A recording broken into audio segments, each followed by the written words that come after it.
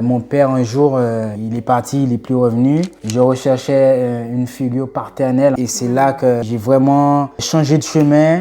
Ma mère ne m'a plus reconnu. J'ai sombré dans la drogue en fait. Là, la maladie de la schizophrénie s'est déclenchée. Tu as des hallucinations, perte de mémoire. Je faisais des crises sur crises. Mon identité, je recherchais un père en fait qui a déclenché un vide profond en moi. Physique aussi que je recherchais, mais c'était mon père spirituel. Dieu, mais c'était la drogue qui s'est présentée à moi, donc je me suis mis dedans pour combler ce vide. Au niveau mental, psychique, ça a ouvert des portes en fait.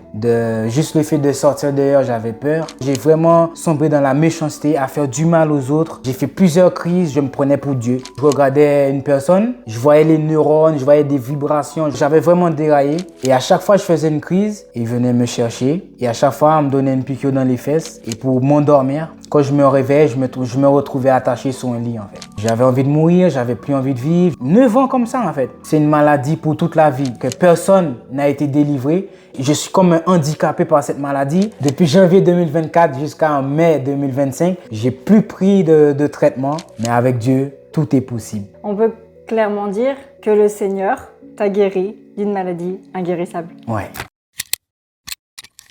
Merci Benjamin de ton accueil chez toi. Merci à toi aussi de venir et de pouvoir me poser des questions par rapport à mon témoignage et surtout ma rencontre avec Chris. Voilà, ça me fait plaisir. Aujourd'hui, on va rendre gloire à Dieu avec ton témoignage. Amen. Donc, j'aimerais que tu commences un petit peu par nous expliquer qui tu es. Moi, je m'appelle Ambroise Benjamin. Je suis d'origine haïtienne. Je suis né à Saint-Martin, aux Antilles. J'ai 28 ans. Ça fait depuis 2012 que je suis arrivé en France. C'est comme ça que je me définis par rapport à mon identité terrestre. Explique-nous un petit peu ta vie, en fait, ton parcours avant de rencontrer Christ. Tu as quand même un passé Ouais.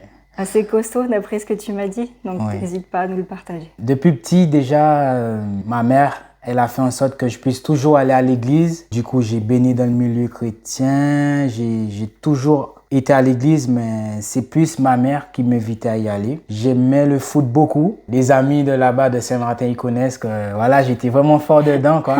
C'est que j'ai grandi comme ça, dans le foot, tout le temps à jouer, aller à l'école. C'était une passion qui me tenait vraiment à cœur pour pouvoir m'évader, m'épanouir, pour pouvoir décomposer en fait en tant que jeune enfant et pour pouvoir retrouver des amis et pour pouvoir partager quelque chose en commun avec d'autres, quoi. Jusqu'à mes 12 ans après, il y a une tournure en fait dans ma vie qui a été un peu flagrant. Mon père, en fait, je vivais avec ma mère et mon père à Sandigong, à Saint-Martin, et que mon père, un jour, il est parti, il n'est plus revenu, et que ça a joué beaucoup sur la personne que je suis, qui veut dire à partir de ce moment-là, c'est après que j'ai vu que, voilà, inconsciemment, je recherchais une figure paternelle, en fait, pour pouvoir m'identifier et pour pouvoir me sentir en protection, quoi. Et du coup, j'ai toujours cherché à être avec les grands, à pouvoir partager toujours, je jouais toujours au foot, hein. Mais à un moment donné, j'ai arrêté de jouer le foot et c'est là que j'ai vraiment changé de chemin. Ma mère ne m'a plus reconnu. J'ai toujours su qu'il y a des chemins que je devais pas prendre, mais c'était quelque chose qui s'est présenté à moi que j'ai pas su dire non en tant qu'enfant parce que j'étais pas trop vigilant. Ce qui m'est arrivé, c'est que j'ai sombré dans la drogue en fait à mes 15 ans. J'ai commencé à fumer du cannabis, à fumer et tout. J'ai complètement lâché le foot, j'ai complètement changé de chemin et après, qui a fait que je recherchais une identité au plus profond de moi, qui je suis, quoi. Je le cherchais dans les hommes. À ce que les hommes me disaient, c'est comme ça que je me voyais, c'est comme ça que je me définissais. Il n'y avait pas de notion par rapport à mon passé en tant que chrétien. Il n'y avait pas de pensée de Dieu à ce moment-là.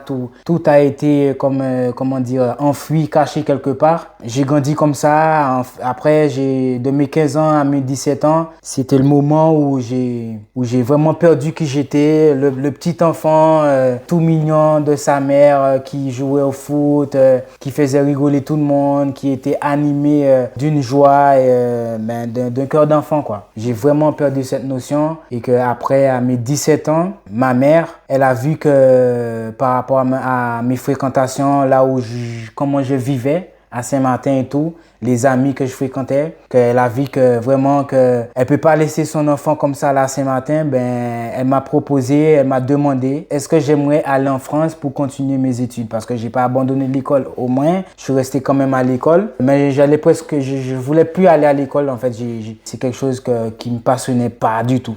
Ok. À mes 17 ans, je suis arrivé en France pour finir mon bac pro électrotechnique dans un lycée à Paris. Et après, de 17 ans à 18 ans, je vivais chez une amie à ma mère quand je suis arrivé en France en fait. Ça s'est pas trop bien passé parce qu'elle voyait que quand je rentrais à la maison, j'étais pas vraiment moi-même parce que j'étais vraiment sous l'emprise de la drogue. J'étais vraiment pas moi et en tant que jeune, elle avait du mal à accepter ça. Après, je suis allé chez ma sœur dans les années 2015. Vers mes 18 ans, je suis resté 1 an chez ma sœur, que je salue, Islande, merci pour tout. J'ai fait mon seconde, ma première là-bas. Et après, c'est mon frère m'a proposé, Dani, que je salue aussi. Il m'a proposé de venir à Clermont-Ferrand pour pouvoir continuer mes études et pouvoir par la suite trouver un travail. C'est comme ça que je me suis retrouvé à Clermont-Ferrand. Là, c'est là que ça a été une tournure aussi. C'est que avant de finir l'année scolaire, la dernière année en bac pro, là, la maladie de la schizophrénie s'est déclenchée. La schizophrénie, c'est une maladie psychique, mentale. Tu as des hallucinations, perte de mémoire, tu perds la conscience de la réalité, tu perds la conscience du monde en fait qui t'entoure. C'est quelque chose en fait qui m'a fait beaucoup souffrir, mais au début je voulais pas accepter. J'ai même pas fini ma dernière année en bac pro. Okay. Parce que je faisais des crises sur crises et c'était vraiment fort au début. Ouais, et qu'est-ce qui, selon toi, aurait déclenché cette maladie? Parce que bon, tu étais dans la drogue, tout ça. Est-ce que je sais pas, c'était les études, ça te plaisait plus? C'était ce manque peut-être aussi paternel au fond de toi qui jouait? Le fait de toujours rechercher cette figure-là et cette identité finalement? Oui. Est-ce que tout ça c'était lié? Est-ce que tu sais à peu près d'où c'est venu toutes ces crises? Maintenant, est-ce que tu le sais? J'ai un peu de lumière là-dessus, un peu, c'est que déjà, comme tu as dit, c'est par rapport à mon identité, je recherchais un père, en fait, qui a déclenché un vide profond en moi. Et c'est pas juste un père physique aussi que je recherchais, mais c'était mon père spirituel, Dieu. Je savais pas que où il fallait chercher. Du coup, j'ai voulu suivre les autres, combler ce vide qu'il y avait au fond de mon cœur. Et je me suis mis comme ça. Après, je pouvais tomber à faire autre chose, par exemple le sport, à aimer, à avoir d'autres passions. Mais c'était la drogue qui s'est présentée à moi, donc je me suis mis dedans pour combler ce vide. Et après, par la suite, c'est que au niveau mental, psychique, ça a ouvert des portes en fait. Pour que l'ennemi, le diable puisse venir semer en fait des pertes par rapport à mon identité, des pertes de qui je suis réellement, et ça a déclenché en fait des troubles en fait. Ouais, tu savais plus trop qui tu étais finalement. Non. Et à ce moment-là, comment tu te sentais et qu'est-ce que l'ennemi te faisait en fait à ce moment-là concrètement? Parce que tu disais avoir des hallucinations, tout ça. Oui. Qu'est-ce qui se passait toi concrètement dans ta tête? Comment tu te sentais? Ben, j'étais vraiment troublé, quoi. Trouble, quand ça dit malade psychique, c'est ce qui veut dire j'avais vraiment peur. Juste le fait de sortir dehors, j'avais peur. Je m'enfermais en moi-même. Ça dégageait en moi une personne vraiment en colère tout le temps, énervée. Ça a dépouillé l'enfance, en fait, dans l'enfance que je me voyais en tant que jeune, pur.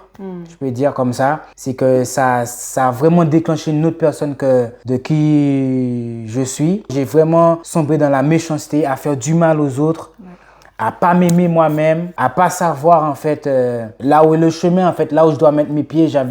J'étais en crise en fait, j'étais vraiment j'avais pas conscience en fait que là où je me mettais et ce que je vivais, ça jouait spirituellement et que il fallait en fait ce vide là que je cherchais, je pouvais le trouver en rien d'autre. Et justement, je cherchais dans les femmes, je cherchais dans l'argent, je cherchais dans la fumette, dans les produits illicites et je trouvais pas. J'ai fait plusieurs crises, à un moment donné, j'ai fait une crise, je me prenais pour Dieu. D'accord. Voilà.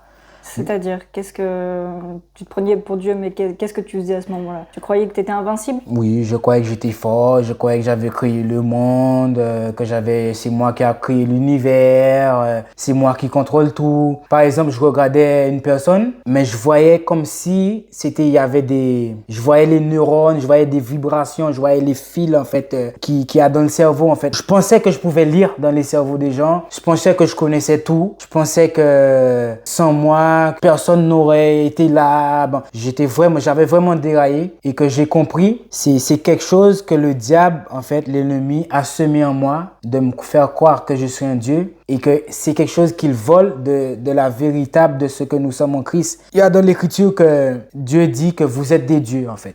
C'est une image que le diable essaye de faire croire aux gens, mais dans le mal. Comme il a fait à Jésus quand il était dans le désert, il a utilisé la parole, l'écriture contre lui, il a fait la même chose avec toi en fait. Ouais, je pensais que c'était vraiment vrai en fait. Et à chaque fois que je faisais une crise, heureusement qu'il y avait mon frère Danny, c'est qu'il appelait les pompiers, il venait me chercher. Et à chaque fois, on me donnait une piqûre dans les fesses, une grosse dose, et pour m'endormir, pour me calmer en fait. Okay. Et quand je me réveillais, je me retrouvais attaché sur un lit en fait. D'accord. Okay. Et je pouvais faire 2 jours attaché sur un lit. Qu'est-ce qui s'est passé concrètement parce que bon, là, physiquement, t'es plus à l'hôpital, tu vois. Oui. Donc, qu'est-ce qui s'est passé? Est-ce qu'ils t'ont donné des traitements par rapport à cette maladie? Est-ce que c'est une maladie qui est soignable de base quand même? Est-ce qu'il y a quelque chose? Qu'est-ce qu'ils ont pu faire les médecins par rapport à ça? Ils m'ont donné des traitements qui veut dire que je prenais des cachets en fait. C'est du tertian. Ils m'ont donné plein de traitements au niveau psychique pour que je sois pas trop évadé par mes pensées, pour que je puisse pas trop perdre la conscience de la réalité. Et que je remercie quand même que les médecins m'ont aidé. C'est vrai que je sais que c'est Dieu, c'est la source derrière tout ça, car c'est lui le médecin des médecins. Amen.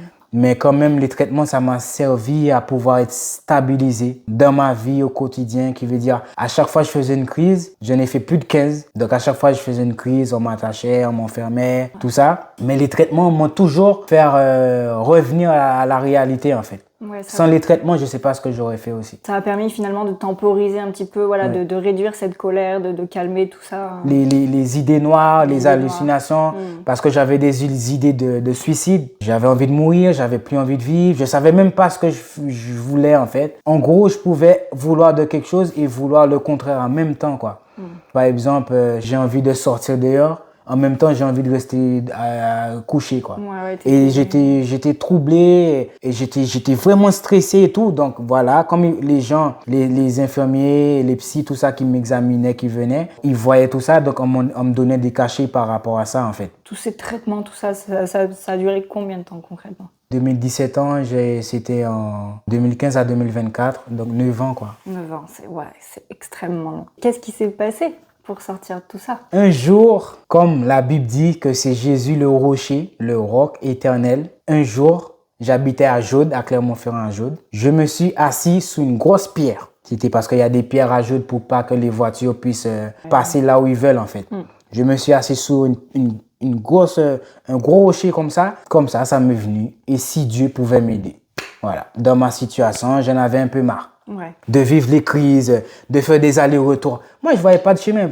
9 ans comme ça, en fait. Chaque 3 mois, je fais une crise. Chaque 3 mois, je vais à l'hôpital. Chaque 3 mois, on m'attache. Chaque 3 mois, on me donne des piqûres dans les fesses. Chaque mois, je dois faire une injection. Chaque jour, je dois prendre des cachets et tout. En plus, je suis pas moi-même. Les traitements, ça aide, mais finalement, c'est que ça t'handicape, tu dors plus, t'es plus fatigué, tu manges, tu t'es même pas conscient que tu manges. Et je prenais du poids, j'étais même pas conscient. Ouais, t'es plus toi-même en fait. Ouais, c'était vraiment une souffrance pendant 9 ans. Et que là, quand je me suis assis sous le rocher, ça m'est venu la question. C'est le Saint-Esprit surtout qui m'a inspiré à demander ça, quoi. Amen. Et merci à lui. Et que je sais que cette question, c'est pas venu de moi-même. C'est venu comme ça, en fait. C'est comme si quelque chose que j'avais jamais vu et qui fait apparition, comme une lumière en fait. Comme un interrupteur, t'appuies dessus, tu dis, mais c'est une lumière en fait. C'est quelque chose qui est venu comme ça sous mon chemin de la vie, qui m'a éclairé. Et s'il y avait un Dieu qui pouvait m'aider, dans tous ces galères, de tout ce que je traverse, qui pourra m'en sortir de tout ça. Tu vois, donc là, je vois une forme que la guérison est possible, que, tu vois, je peux m'en sortir. Donc, j'avais des paroles d'encouragement, alors que j'avais jamais lu la Bible, en fait. Ouais, tu n'étais pas croyant à ce moment-là. Non, je connaissais pas le Seigneur, en fait. J'étais à l'église, j'ai fait plus d'une dizaine d'années à l'église, mais je connaissais pas vraiment le Seigneur, j'étais pas né de nouveau. J'avais pas reçu l'Esprit de Dieu, j'avais pas reçu la vision de voir le monde à la manière de Dieu, en fait. Et c'est vraiment voilà, sur ce rocher que le Saint-Esprit t'a touché et il t'a mis en tête que la guérison était possible. Alors. Voilà. De là, je me suis mis à vraiment croire que ma guérison est possible. Je pense 2 jours après, je suis allé faire les courses. J'ai rencontré des gens dans la rue qui m'ont parlé de Dieu et tout, mais c'était pas des chrétiens. Mais quand même, ils m'ont parlé de Dieu, ça m'a permis de revenir. Et si Dieu existait, et voilà, ça m'a permis quand même de voir et de chercher un peu plus. J'ai eu cette soif, en fait, de chercher qui est Dieu et tout. Et après, je suis allé, c'est des vidéos. Justement, pourquoi je fais des vidéos de témoignages? Justement, c'est parce que ça m'a aidé, des vidéos. J'ai regardé des gens qui étaient malades, qui sont guéris. Donc, j'ai mis ex-schizophrène, ex-dépressif et tout. J'ai tombé sous plein de vidéos. Donc, je commençais à plus à croire à ma guérison. Je commençais à plus croire, alors que mes pensées disaient, ouais, faut pas, c'est pas possible pour toi.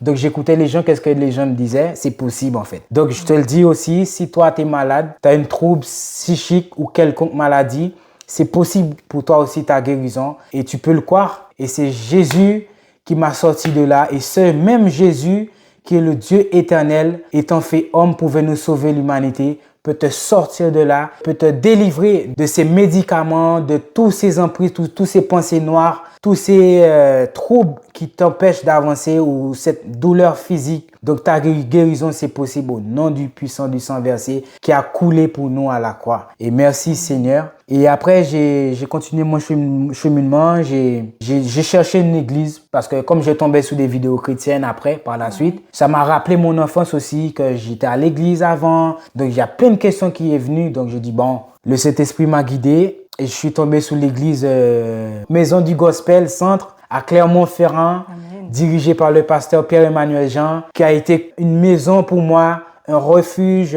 Ça a été vraiment où j'ai vraiment appris c'est quoi la vie en fait, la réalité, mais la vraie, véritable vie, la vie spirituelle, la vie qui nous entoure. La vie qui est dans le cœur en fait. Et ça, je me suis rattaché à la foi que proclamait cette église. Et vraiment, j'ai grandi dedans et tout. Et aussi, il y avait des guides aussi des jeunes de Saint-Martin que j'avais rencontrés dans cette église, que je salue, Julien Lohor, Ruthline aussi, qui a été des guides spéciaux pour mon cheminement dans la foi et qu'ils m'ont vraiment permis d'avancer et de grandir spirituellement et de vraiment m'attacher à la foi parce que c'est une nouvelle vie. Quand tu découvres cette vie en fait spirituelle, tu pénètres dedans, que tu fais irruption dedans, ben c'est une découverte, c'est une nouvelle naissance en fait. C'est quelque chose qu'il faut apprendre à vivre et à comprendre les lois en fait de ce royaume, de cette vie en fait. Et ils m'ont vraiment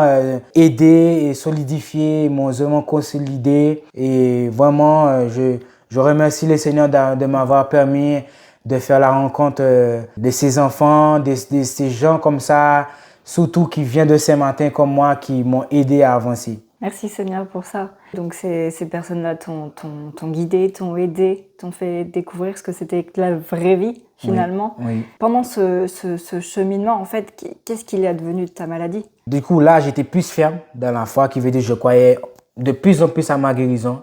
Donc là, je proclamais que je veux ma délivrance en fait. Que la Bible me dit que c'est un Dieu qui guérit, c'est un Dieu qui délivre, qu'il n'y a aucune maladie qui ne peut pas nous délivrer dessus. Du coup, j'ai cherché, j'ai plus approfondi dans la foi que c'est possible pour moi. Et à un moment donné, je me suis fait baptiser, j'ai fait des formations, tout ça, et à vraiment grandir dans tout ça, dans la foi. Et à un moment donné, j'ai dit, Dieu, là, il faut que tu me délivres là, parce que là, j'en peux plus. parce que je faisais toujours des crises en fait. C'est ce que je voulais te demander, justement, savoir si tu faisais toujours tes crises, pareil, toujours sous traitement, du coup, j'imagine aussi en même temps. Ouais, toujours sous traitement. Du coup, là, je prenais toujours... en fait, j'ai arrêté de les cacher. Je prenais une piqûre, en fait, c'est Trevicta, qui veut dire une piqûre tous les 3 mois de 525 mg. Et que je prenais cette piqûre tous les 3 mois pour pouvoir être stable. J'ai combattu dans ce combat avec le Seigneur, qui veut dire pourquoi je suis croyant, pourquoi je crois en Dieu et pourquoi... J'ai toujours des crises en fait. Pourquoi en fait que ça part pas d'un coup? Parce qu'il y a des gens, par exemple, ça part d'un coup. Bien sûr. Qu'une maladie ou une dépendance, quelle que soit, ils sont délivrés d'un coup. Mais moi, ça a mis du temps pour que ça puisse être manifeste en fait, cette guérison. J'ai grandi dans mon identité en Christ. En grandissant dans cette identité, ça fait que c'est comme si le corps a dit je lâche en fait. Cette maladie dans le corps, en fait, cette maladie dans mon âme, dans mon psychique, a dit que je dois lâcher parce que mon esprit disait à mon âme, faut savoir qui je suis en fait, qui il est réellement, donc tu pars en fait. Ouais, elle n'avait plus la force de rester face au Tout-Puissant, elle ne pouvait pas rester. Non, toute au façon, Saint-Esprit aussi qui est en moi. Oui. Amen, amen, amen. Tu dis que voilà, tu as découvert du coup ta nouvelle identité, plus tu avançais dans la foi avec Dieu. Comment tu te sentais? Parce que tu avais cette conviction, tu étais convaincu que la maladie allait partir. Oui. Et toi, donc, au niveau des pensées, des idées noires, ça s'estompait aussi en même temps? Oui, ça a diminué de plus en plus, vu que je renouvelais mon intelligence, parce que là, je commençais à lire la Bible, à vraiment rentrer dedans, et je mettais en application ce que la Bible me disait. Par exemple, je suis plus que vainqueur, je suis fort par celui qui me fortifie, donc je me consolidais par la parole de Dieu, par tout ce que je pouvais prendre comme nourriture spirituelle, que ce soit les frères en Christ, qui veut dire les chrétiens dans le monde. Je rentrais dans cette mentalité de foi en fait. Et à un moment donné, j'ai commencé à faire moins de crises. Amen. En fin 2023, j'ai commencé à dire à mon psy que je vais diminuer les traitements et tout. Qu'est-ce qu'on me disait par rapport à la science, que non, faut pas faire ça, parce que sinon les troubles, ça va revenir, il faut faire attention.